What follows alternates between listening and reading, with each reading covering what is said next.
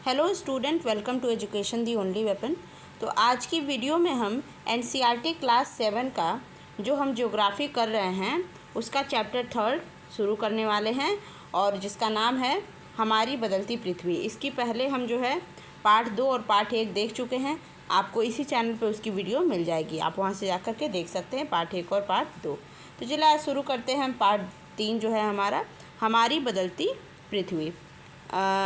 देखिए, पृथ्वी जैसा हमको ऊपर से दिखता है, शांत सा एकदम लगता है, सब कुछ अच्छी सी मतलब हरियाली है, पेड़ पौधे हैं, घर बनाया हमने उस पर, मानव और प्राकृतिक विभिन्न प्रकार की मानवीय प्राकृतिक चीज़ें हमें देखने को मिलती हैं पृथ्वी पर अंदर से पृथ्वी जो है उतनी ही अलग टाइप की है, जो हम इस चैप्टर पे जानेंगे। देखिए लिख रहा है, स्थलमंडल अनेक प्लेटों में विभाजित है जिन्हें स्थलमंडलीय प्लेट कहते हैं। अब बच्चों यहाँ पे आप ये प्लेट को ये खाने पीने वाला प्लेट मत समझ लीजिएगा जिसमें हम चाय रख के पीते हैं, वो प्लेट ये नहीं है। देखिए बच्चों, अगर आप पृथ्वी को बड़े लेवल पे देखेंगे, ये हमारी पृथ्वी है, इसमें आपको पता है कि 70% क्या है, सिर्फ पानी है, ठीक है। और अगर हम ज़मीन की बात करें तो ज़मीन हमारा जो है लगभग 29% कुछ है, ठीक है। तो 29% हमारा जो है यानी 29% हमारे पृथ्वी पर ज़मीन है और बाकी का 70% क्या है, पानी है। उसमें कुछ 1-2% इधर उधर हो सकता है।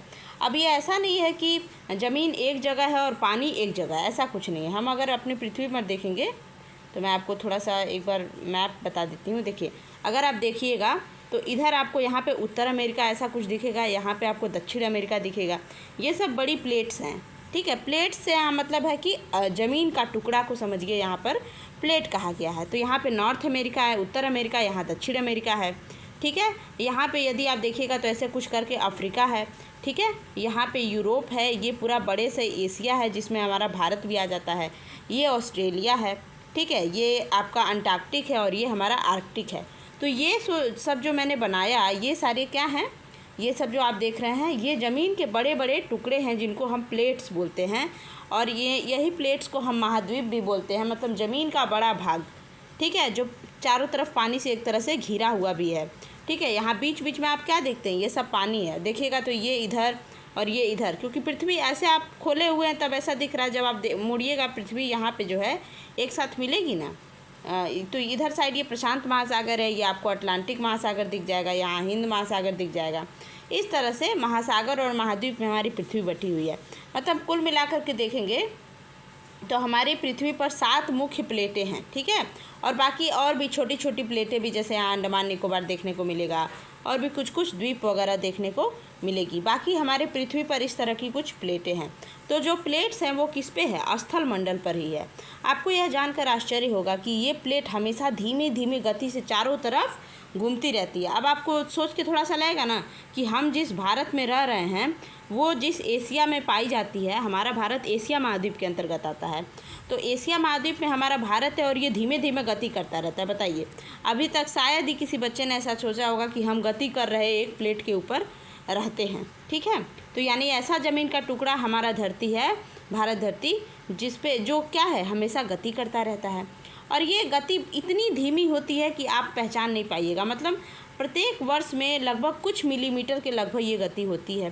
पृथ्वी के अंदर पिघले हुए मैग्मा में होने वाली गति के कारण ऐसा होता है। पृथ्वी के अंदर पिघला हुआ मैग्मा एक वृत्तीय रूप में क्या करता है, घूमता रहता है, जैसा क्रियाकलाप दिखाया गया है। देखिए बच्चों, मैंने आपको बताया हुआ था कि अगर हम पृथ्वी को काट करके देखें इस तरह से थोड़ा सा, तो सबसे अंदर में इसके जो है ठोस भाग है उसको हम क्रोड बोलते हैं। ये बीच का हमारा मेंटल है, ठीक है। और ये हमारा क्रस्ट है जहाँ पे हम रहते हैं। तो क्रस्ट के नीचे जब आप मेंटल में आइएगा तो यहाँ पे ये आपको पिघला हुआ जो है लावा देखने को मिलेगा। यही लावा जब ज्वालामुखी होता है तो बाहर निकलता है। और एक्चुअली इसी लावा के ऊपर कुछ नहीं, इसी लावा के ऊपर हमारा जो प्लेट है ना, इस तरह से गति करता रहता है। कभी ये इधर गति करता रहता है, कभी ये आपस में एक दूसरे की तरफ गति करता रहता है। तो ये कहीं और नहीं गति करता है। इसके नीचे एक पिघली हुई मैग्मा, जलती हुई आग जो लिक्विड के रूप में है। जैसे आप समझ लीजिए, आप खाना खाते हैं, रसा वाला सब्जी खाते हैं, तो रसा वाले सब्जी में या जो आपका ग्रेवी होता है सब्जी का, उसमें मान लीजिए पनीर का टुकड़ा पड़ा हुआ है, ग्रेवी में पनीर का टुकड़ा, तो जो ग्रेवी है समझ लीजिए जो मैग्मा है, और ये पनीर का टुकड़ा समझ लीजिए क्या है, स्थलीय प्लेट है, मतलब आपका महाद्वीप है। और उस तरह से जैसे अगर ये गति कर रहा है पनीर, तो उसी तरह से समझ लीजिए प्लेट भी गति कर रहा है, ठीक है। आई होप आप समझ गए होंगे। अभी हम इसको थोड़ा सा एक्टिविटी से, हाँ यहाँ पे देखिए ये क्लियर किया हुआ है। ये आपका जो है ये क्या है, ये मेंटल में पाए जाने वाला आपका जो है क्या है, ये पिघला हुआ मैग्मा है और उसके ऊपर ये जो है हमारी पृथ्वी की प्लेट्स क्या कर रही हैं, गति कर रही हैं। तो ये किसकी वजह से गति करती हैं, जिसके नीचे जो द्रवीय रूप में, लिक्विड रूप में जो मैग्मा है उसके माध्यम से ये जो है गति करती हैं। ठीक है,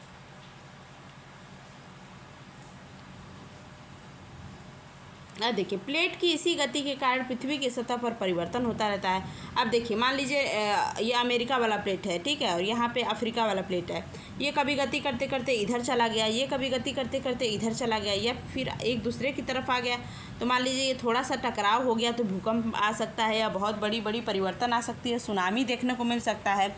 तो भूकंप एक्चुअली इन्हीं सब चीज़ों के कारण होता है, जो है प्लेट्स के गति करने के कारण। ठीक है, तो प्लेट्स के गति करने के कारण क्या होता है, जिनके कारण ये गतियाँ उत्पन्न होती हैं, जो बल पृथ्वी के आंतरिक भाग में क्या होता है, घटित होता है, उन्हें हम अंतर्जनिक फोर्स कहते हैं, इंडोजेनिक फोर्स। और जो बल पृथ्वी की सतह पर उत्पन्न होता है उन्हें हम बहिर्जनिक फोर्स कहते हैं। हाँ देखिए बच्चों,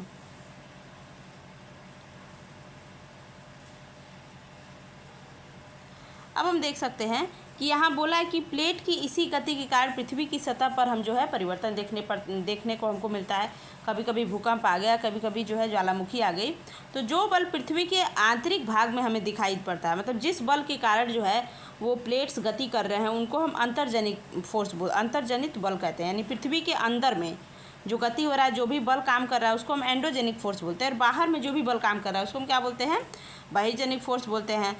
अगर आपसे क्वेश्चन पूछेगा कि भूकंप और ज्वालामुखी किस बल के कारण आते हैं, तो आपको समझ जाना है कि पृथ्वी के अंदर जो बल उत्पन्न हो रहा है उसके कारण हमारे प्लेट्स गति कर रहे हैं, आपस में टकरा रहे हैं या जो भी हो रहा है, तभी तो भूकंप आ रहा है। यानी कि भूकंप किसके कारण आ रहा है, अंतर्जनित फोर्स के कारण, यानी एंडोजेनिक फोर्स के कारण आ रहा है। ठीक है, तो भूकंप, ज्वालामुखी आदि इन्हीं सब गतियों के कारण आता है। पृथ्वी की गति की बात कर लेते हैं। यहाँ पे एक चार्ट बनाया हुआ। पृथ्वी की गति दो प्रकार की है, एक हमारा अंतर्जनित फोर्स है और एक हमारा जो है बहिर्जनित फोर्स है। ठीक है, एक हमारा ये बहिर्जनित फोर्स है। अंतर्जनित की बात करें तो इसकी वजह से क्या क्या होता है, आकस्मिक बल की वजह से कभी कभी भूकंप आ जाता है, ज्वालामुखी आ जाता है। भूस्खलन का मतलब है ज़मीन अपनी जगह से खिसक जाती है। और पटल निरूपण मतलब पर्वत को बनाने में भी इसका बहुत बड़ा रोल है, पर्वत इसी वजह से बनता है, वो आगे चैप्टर्स में हम देखेंगे। और बहिर्जनित फोर्स के कारण क्या होता है बच्चों, अपर्दन और निक्षेपण होता है, जिसके कारण क्या होता है, नदी, बहता जल, पवन तरंगे, समुद्री तरंगे, हिमनद, ये सारी चीज़ों के कारण जो है हमारा अपर्दन और निक्षेपण जो है देखने को, इनके कारण जो है ये सारी चीज़ें देखने को मिलती है। कहने का मतलब है जो हमारा बहिर्जनित बल है उसके कारण जो है अपर्दन और निक्षेपण। अपर्दन मतलब होता है कि कहीं ज़मीन जो है वो उसका मान लीजिए कटाव हो गया, एक जगह से दूसरे जगह चली गई, मतलब वो कटाव वहाँ पे होता है तो उसको अपर्दन बोलते हैं। ठीक है, और जब वही एक जगह से दूसरे जगह चली जाती है उसको हम निक्षेपण बोलते हैं। जस्ट सपोज कि पानी बरसा, ठीक है, और ये गीली मिट्टी है, इस पर खूब पानी बरसा, तो पानी बरसेगा तो क्या होगा, ये गीली मिट्टी थोड़ी थोड़ी टूट के इधर उधर होने लगेगी, अपना जगह छोड़ देगी, इसको हम बोलेंगे अपर्दन, वो ढीली पड़ गई तो। और निक्षेपण क्या होगा, ये पानी की धारा मान लीजिए बहुत तेज़ हो गई तो ये इसको बहा के कहीं और ले जाके डंप कर देगा, गिरा देगा, उसको हम क्या बोलेंगे, उसको हम बोलेंगे निक्षेपण। ठीक है, तो ये निक्षेपण और अपर्दन किसके कारण हुआ, बहिर्जनित फोर्स के कारण हुआ। देखिए यहाँ पे लिखा हुआ है, भूपर्पटी में अनेक बड़ी और कुछ छोटी कठोर असमान आकार की प्लेटें होती हैं जिन पर महाद्वीप एवं महासागर की सतहें टिकी होती हैं। ये मैंने आपको अभी बताया था। ठीक है, अच्छा, इन जो पृथ्वी की जो गतियां हैं उनके कारण हमें स्थल रूप का विकास इस तरह का देखिए बच्चों, स्थल रूप का क्या मतलब है, स्थल में होता है ज़मीन। ठीक है, पृथ्वी पर आप देखेंगे तो विभिन्न प्रकार के स्थल आपको देखने को मिलेंगे। कहीं कहीं आपको पठार देखने को मिलेगा। पठार क्या होता है, ज़मीन की सतह से ऊंचाई पर जा कर के और ऊपर टॉप में फ्लैट हो जाता है, ऐसा चीज़ पठार है। फिर इस तरह से अगर आप देखेंगे ऊंचाई पर जाकर कोनिकल शेप में रहता है, शंकु के शेप का रहता है, तो उसको हम पर्वत बोलते हैं। फिर समतल ज़मीन है तो उसको हम मैदान बोलेंगे। फिर थोड़ा जंगल वाला होता है, वो जंगल में ही होता है। तो इस टाइप की चीज़ें। फिर कई जगह आप देखेंगे कि नदी है तो नदी भी स्थल पे ही होता है, और नदी के किनारे का जो बीच वाला एरिया होता है, समुद्र का तट, वो भी एक स्थल का रूप है। तो विभिन्न स्थल के रूप आपको कैसे देखने को मिलते हैं, किस वजह से होता है, ये पृथ्वी में जो गति होती है अंतर्जनिक और बाह्यजनिक फोर्स होते हैं उनके कारण होता है। ठीक है, अब हम ज्वालामुखी की बात कर लेते हैं बच्चों। ज्वालामुखी जो है बच्चों, भूप्रपटी पर खुला हुआ एक ऐसा छिद्र होता है जिसमें से पिघले हुए अचानक जो पदार्थ जो है निकलते हैं। देखिए मैंने आपको बताया था कि ये हमारी, अगर यहाँ पे बताते हैं, यहाँ पे खाली जगह है। देखिए अगर हम पृथ्वी का ये सतह देखें, मैंने आपको बताया था कि ये क्रस्ट है, ये मेंटल है और ये कोर है। तो मेंटल में आपने क्या देखा, पिघला हुआ आग देखा, पिघला हुआ मैग्मा। तो क्या होता है, जब ये बहुत ज़्यादा इसमें टेम्परेचर प्रेशर बढ़ जाता है तो ये ऊपर की तरफ जो है क्या करता है, वो प्रेशर देता है। तो जहाँ पे ऊपर की तरफ छिद्र होता है पृथ्वी की सतह पर, यहीं से ये ऊपर निकलना शुरू कर देता है और बहुत तेज़ी से प्रेशर के साथ ऊंचाई में जो है आग जो है, पिघला हुआ आग निकलने लगता है, धरती पे जाता है ये। जब इस तरह से, तो एक मतलब लिमिट में जाता है और मतलब जब जाता है इस तरह से, तो एक समय के बाद जो है धीरे धीरे ठंडा भी हो जाता है। तो इसी को जब एक तरह से जब पृथ्वी के अंदर पाए जाने वाले मैग्मा बाहर निकलते हैं किसी छिद्र के माध्यम से, अचानक से बता के थोड़ी आएगा, तो इसी को हम ज्वालामुखी बोलते हैं। ठीक है, ये ज्वालामुखी है, इसका स्ट्रक्चर आप देख लीजिए। ये आपका ज्वालामुखी है, इसको मैग्मा कोस्ट बोलते हैं। ठीक है, और ये जहाँ से निकल रहा है इसको हम निकास बोलते हैं। ये नली है, वेंट या निकास। यहाँ से जो मेन छिद्र है इसको क्रेटर बोलते हैं, और जो निकलता है इसमें से क्या होता है, वो गैस होता है या फिर राख होता है, क्योंकि अंदर आग जल रही होती है। और इसको हम पिघला हुआ चीज़ है, लावा भी बोलते हैं। ये हमारा ज़मीन का लेयर है परपटी, और इसके नीचे मेंटल में से जो है हमारा ज्वालामुखी निकल रहा है। आप समझ रहे हैं ये बात। एक्टिविटी आपको खुद करनी है। ठीक है, इसी प्रकार स्थल मंडलीय प्लेटों की गति करने पर पृथ्वी की सतह पर कंपन भी होने लगता है बच्चों। हो सकता है कि कोई प्लेट जो है वो एक दूसरे की तरफ गति कर रही हो। ठीक है, तो इससे क्या होगा, भूस्थल पे कंपन होना शुरू हो जाएगा ना।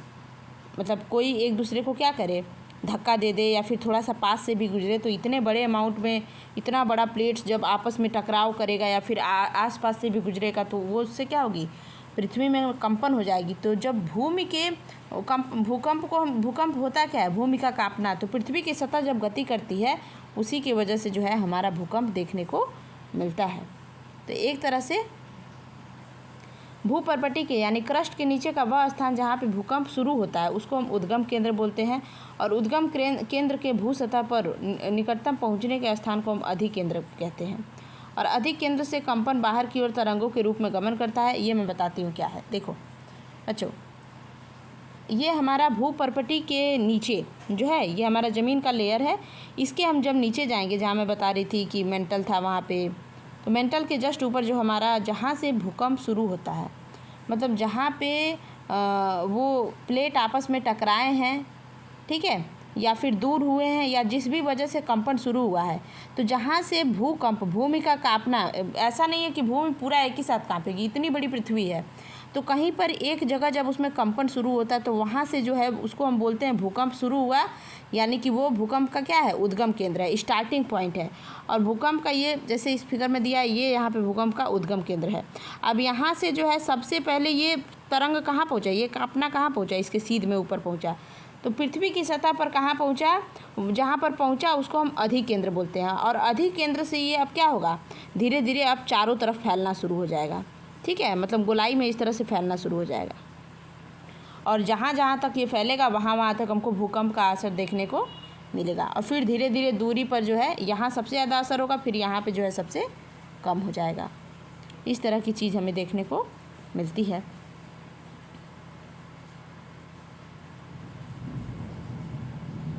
भूकंप के वजह से जान माल की बहुत ज़्यादा हानि होती है। देखिए गुजरात में एक वक्त भूकंप आया था, तो देखिए ये कितना भयानक भूकंप आया था कि सब कुछ तहस नहस हो गया था। भूकंप की भविष्यवाणी संभव नहीं है, लेकिन यदि हम पहले से तैयार रहें तो कुछ निश्चित तरीक़ों से जो हम क्या कर सकते हैं, भूकंप के प्रभाव को कम कर सकते हैं। जैसे कि मान लीजिए मौसम विभाग से आपको जानकारी मिली कि भाई भूकंप आने वाला है, तो आप जल्दी से जल्दी बिल्डिंग्स को खाली कर दें, किसी खाली खुले मैदान में चले जाएँ जहाँ पे आपको जो है आपके ऊपर चीज़ें ना गिरे। अगर आप कमरे में ही रह गए हैं, कमरे में फंस गए हैं, तो किसी मजबूत फर्नीचर के नीचे छुप जाएं ताकि आपका सर बचा रहे। फिर आप अगर खुले स्थान में फिर भी आप ज़मीन पर लेट जाएं और अपने सर को पकड़ लें इस तरह से, ताकि आपको झटका ना लगे। ये सारी चीज़ें आप कर सकते हैं।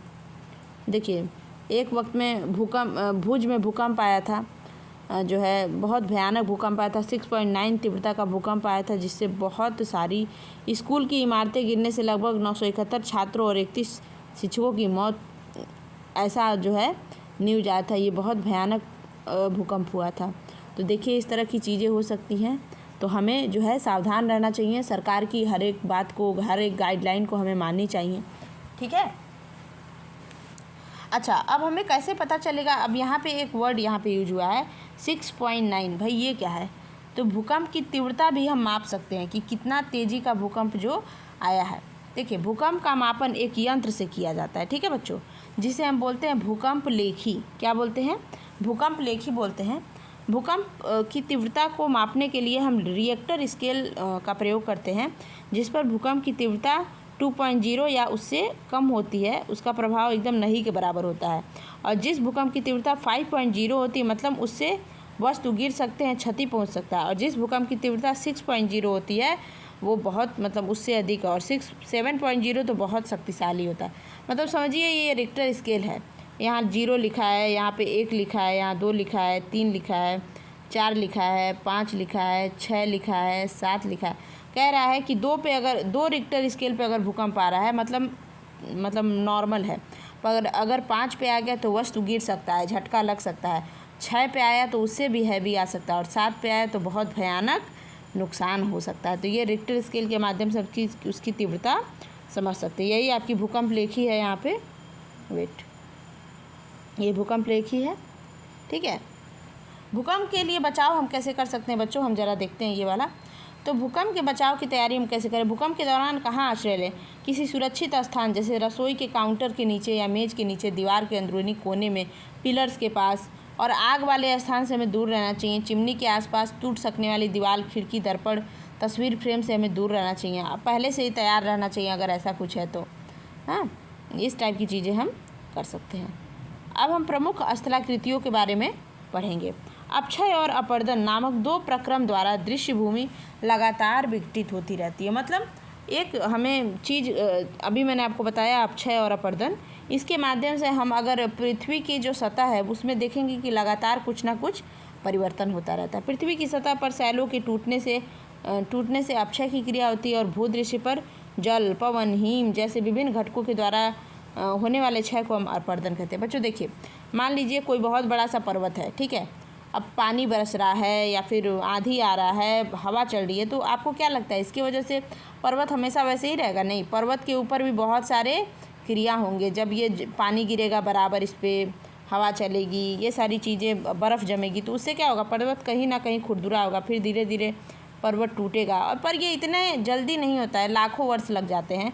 एक समय आएगा जो पर्वत पूरा धीरे धीरे जो है ख़त्म हो जाएगा, और उसका छोटा सा भाग रह जाएगा, या फिर एक समय आएगा वो भी ख़त्म हो जाएगा।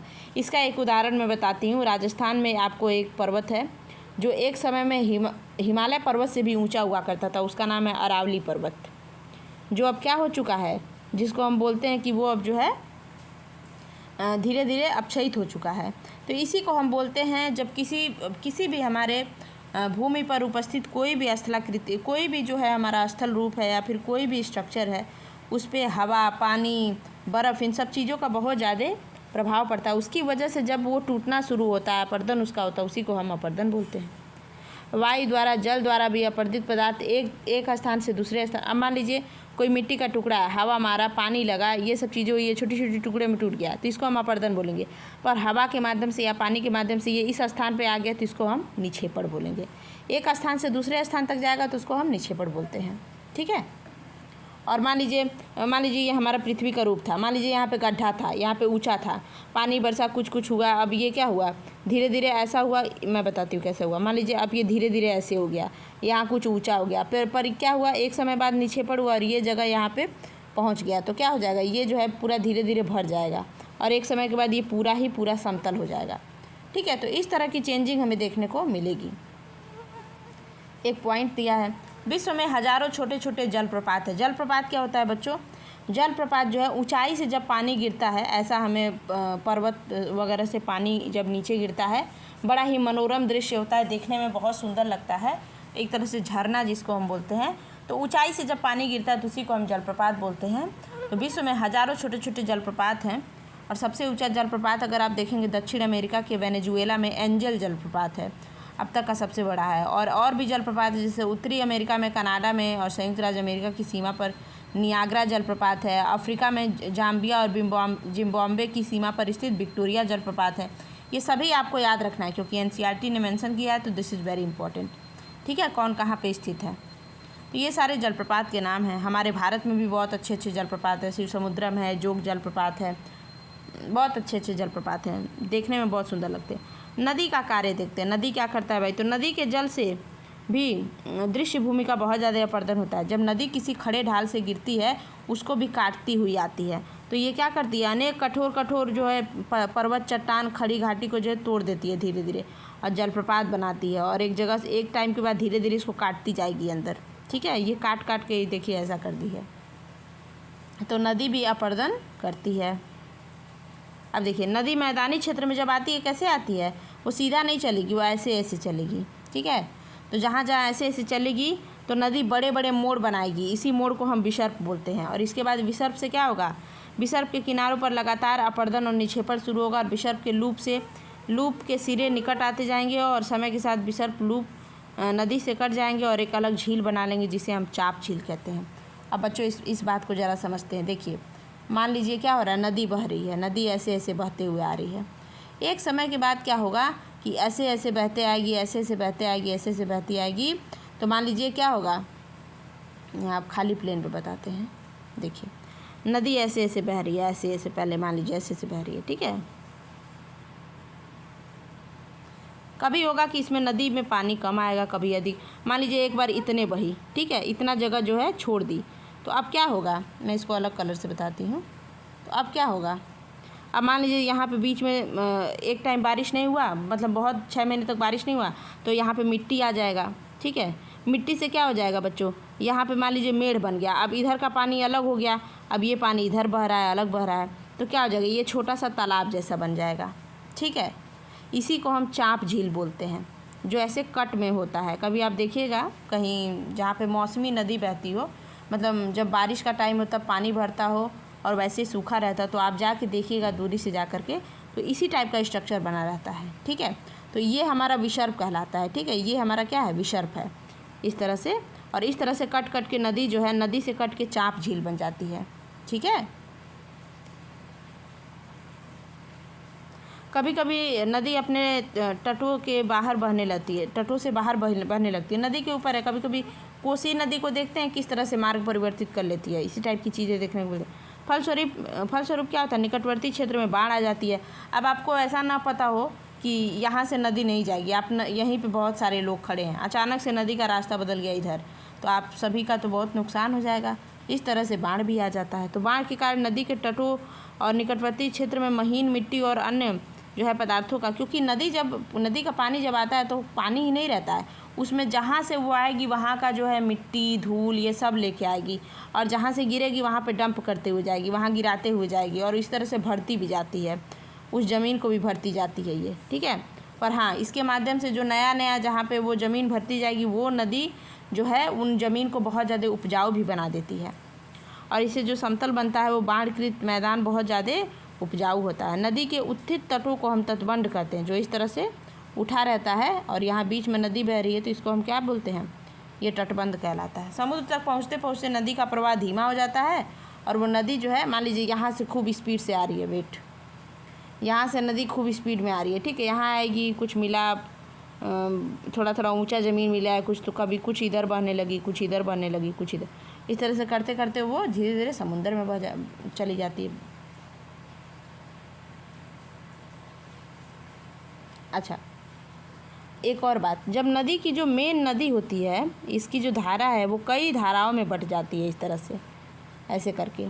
ठीक है, इस तरह से कई धाराओं में, तो इसको हम वितरिका बोलते हैं। ठीक है बच्चों, जब नदी की मेन धारा जो है, मेन नदी जो है वो कई धाराओं में बट जाती है, इसको वितरिका बोलते हैं। ठीक है, ये याद रखिएगा। और जब ये वितरिका में बटेगी तो धीरे धीरे क्या हो जाए, इसको हम, और जो ये देख रहे हैं आप, इस तरह से त्रिभुजाकार स्ट्रक्चर बनाइए, और यहाँ पे अपने साथ लाई हुई मिट्टी को धीरे धीरे क्या होता है, छोड़ती जाती है, और पानी धीरे धीरे समुद्र में चला जाता है। इसी ट्राइंगल शेप को, त्रिभुजाकार आकार को हम बोलते हैं डेल्टा। ठीक है, तो नदियाँ जो है डेल्टा इस तरह से बनाती है न। तो नदी डेल्टा कहाँ बनाती है? अपने मुहाने पे बनाती है। और डेल्टा कुछ और नहीं होता है कि नदी अपने साथ जो बहा के ला रही होती है, मिट्टी बालू जो भी कुछ रहता है, इस तरह से वो छोड़ देती है और फिर आगे बढ़ जाती है और यहाँ पे छोड़ देती है, ऊंचा होता जाता है, तो नदी जो इधर इधर बढ़ जाती है, तो इसी को हम क्या बोलते हैं? डेल्टा बोलते हैं।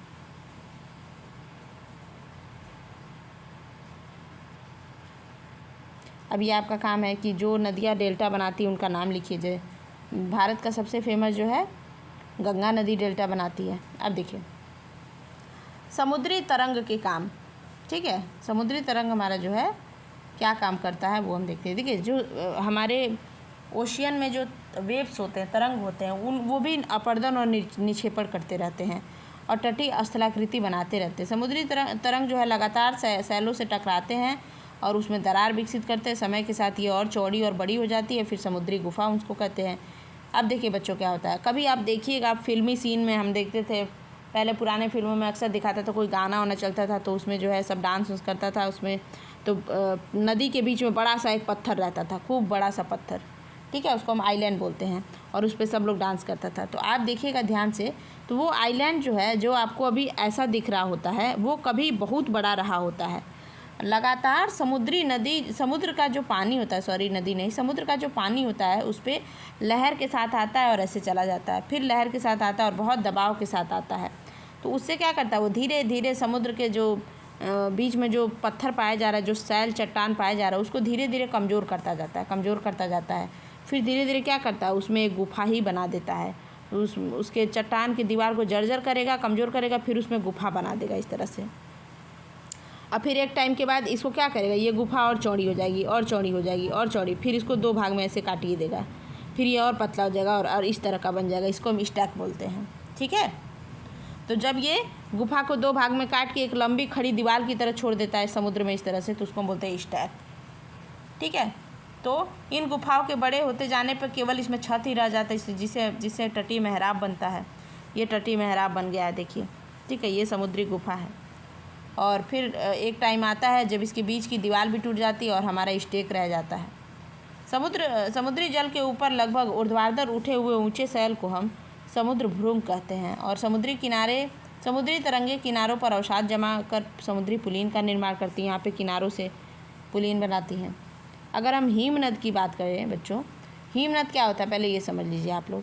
अगर आप पर्वत में जाइएगा ऊंचाइयों पर, क्योंकि आपको पता है जैसे हम पृथ्वी से ऊपर की तरफ जाते हैं तो हमारा टेम्परेचर गिरने लगता है, ठीक है। यानी जैसे ही हम 8000 मीटर की ऊंचाई पे जाएं, 7000, 6000, 3000 मीटर की ऊंचाई पे जाएं, जहां हमारा पर्वत पाया जाता है, तो वहां पे तो आपको पता ही है कि टेम्परेचर बहुत लो हो जाता है, माइनस में चला जाता है। तो वहाँ पे हमारी नदी किस रूप में हो जाती है, एक बर्फ़ के रूप में हो जाती है। और इस तरह से आपको वाइट जो है हिमनद माने बर्फ़ की नदी देखने को मिलती है। तो बर्फ़ की नदी भी जो है, जो पर्वतों के ऊपर रहती है, चट्टानों के ऊपर, वो भी जब पिघलती है या फिर खिसकती है तो पर्वत के ऊपर क्या करती है, बहुत ज़्यादा अपर्दन करती है, उसके भी ज़मीन को वो क्या करती है, एकदम अपर्दित कर देती है, कमज़ोर करती जाती है, छिलती जाती है, खदरती जाती है और इसके स्ट्रक्चर में चेंज करती जाती है, ठीक है। तो हिमनद अपने नीचे की कठोर चट्टानों से गोलाश्मी मिट्टी और पत्थरों को अपर्दित कर देती है और गोलाश मिट्टी एवं पत्थरों से भूदृशिका क्या कर देती है, अपर्दन कर देती है। हिमनद गहरे गर्तों का निर्माण करती है और पर्वतीय क्षेत्र में बर्फ़ पिघलने से उन गर्तों में जल भर जाता है। जब वो गहरा कर देती होगी तो उसमें जल भर जाता है और वहीं से सुंदर सुंदर झील बन जाते हैं, जैसे वुलर झील आप देखिएगा कश्मीर में है। और हिमनद के द्वारा लाए गए पदार्थ जैसे आपके छोटे बड़े शैल हैं, पत्थर के टुकड़े, रेत, तलछट, ये सब उसमें क्या होती जाती हैं, भरती जाती हैं, तो उससे हमारा हिमनद हिमोड़ बन जाता है। तो ये सब जो है हमको देखने को मिलता है। अब हम देखेंगे ज़रा पवन का कार्य, हवा का कार्य। हवा भी देखिए अपर्दन करता है। आपने सोचा है कभी हवा अपर्दन करेगा? आप रेगिस्तान वगैरह में जाइएगा तो आप देखिएगा कि हवा क्या करता है, अपर्दन और निक्षेपण का मेन कारण हवा ही होता है, क्योंकि ये ना तो यहाँ पानी है ना तो यहाँ बर्फ़ है, मेन हवा ही होता है। देखिए रेगिस्तान में छत्रक के आकार के आपने पत्थर देखेंगे, मैंने इस टाइप मशरूम टाइप का पत्थर देखा होगा आपने, इस तरह का, इस टाइप का पत्थर आप देखेंगे वहाँ पे। वो कैसे बन जाता है, देखिए उसको हम छत्रक शैल बोलते हैं। देखिए पवन शैल के ऊपरी भाग को क्या कर देती है, ऊपरी भाग की अपेक्षा निचले भाग को आसानी से, देखिए क्या होता है, जो पत्थर होता है तो पवन क्या करती है, हवा क्या करता है, यहाँ पे आके इसको काटेगा, फिर इधर काटेगा, फिर इधर काटेगा, फिर इधर काटेगा, फिर इधर से भी इस तरह से काटेगा, इस तरह से काटेगा, इस तरह से। एक टाइम के बाद हमारा ये बड़ा सा पर्वत कैसा हो जाता है, ऐसा हो जाता है, और इस तरह से जो है छत्रक पर्वत बन जाता है, छत्रक शैल बन जाता है। तो ये कौन करता है, ये हवा करती है। तो हवा के अपर्दन द्वारा हमको ऐसा बालू में जो है पर्वतों में ऐसा रेगिस्तान में ऐसा देखने को मिलता है। ऐसी शैल के आधार पर संकीर्ण और आधार जो है संकीर्ण और शीर्ष होते हैं, मतलब इनका जो बेस होता है बहुत पतला होता है। जब पवन का बहाव रुकता है तो रेत गिरकर छोटी छोटी पहाड़ी बन जाती है, इसे हम बालू का टिब्बा बोलते हैं। ठीक है, ये आप देख सकते हैं। फिर जब कण बहुत महीन और हल्के होते हैं तो वायु उनको उठा के दूसरी जगह फेंक देती है, निक्षेपित कर देती है, और निक्षेपित होने के बाद इनको हम जो है लोएस बोलते हैं। चीन में बहुत बड़े बड़े लोएस निक्षेप पाए जाते हैं। यहाँ बच्चों हमारा एक चैप्टर कंप्लीट हो गया, और ये सारे क्वेश्चन आंसर आप ज़रूर से बना लीजिएगा। ये वीडियो अगर कोई कॉम्पिटिटिव एग्ज़ाम की तैयारी करने वाला बच्चा देख रहा है तो उसके लिए भी एज वेल एज बहुत इंपॉर्टेंट है, क्योंकि NCERT is very important for academic and as well as for all the competitive exam, क्योंकि यहाँ से डायरेक्ट क्वेश्चन पूछे जाते हैं। और ये जो बच्चे क्लास 7 में पढ़ रहे हैं उसके लिए भी उतना ही इंपॉर्टेंट है। चैनल को आप ज़रूर से सब्सक्राइब कर लीजिएगा, बेल आइकन को आप प्रेस कर लीजिएगा, और बाकी के 2 चैप्टर आप जा कर के देख सकते हैं। पढ़ाई करते रहें। Best of luck.